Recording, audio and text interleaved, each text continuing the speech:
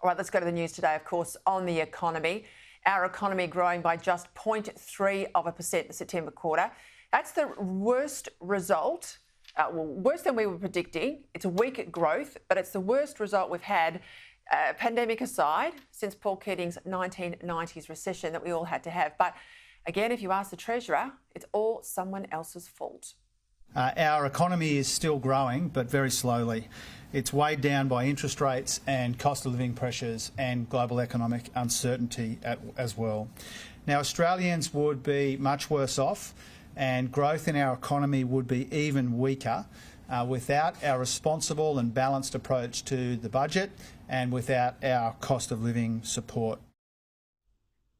Now, in per capita terms, that's the 7th quarter of negative growth. That's where we're at. Let's talk to someone who can pull it all apart for us, business editor Ross Greenwood. All right, top line assessment. Ross, national accounts, how did you play it today?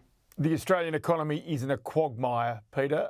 It is stuck in the mud and going nowhere fast. And this is not about international factors. They were some part in the distance.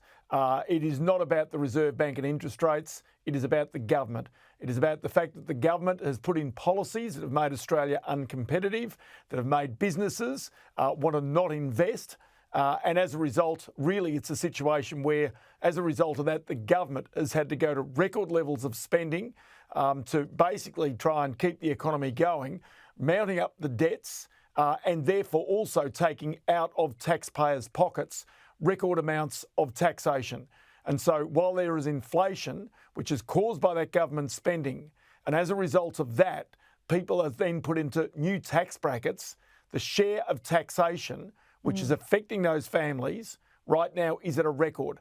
So the reason why the economy is stuck is because private enterprise is not investing, because it's not competitive enough and they can't make the money to do so. And households are being squeezed and not spending because they too know that the cost of living continues to rise and the government is responsible because it's taking more tax than it previously has out of their pockets, notwithstanding even the stage 3 tax cuts.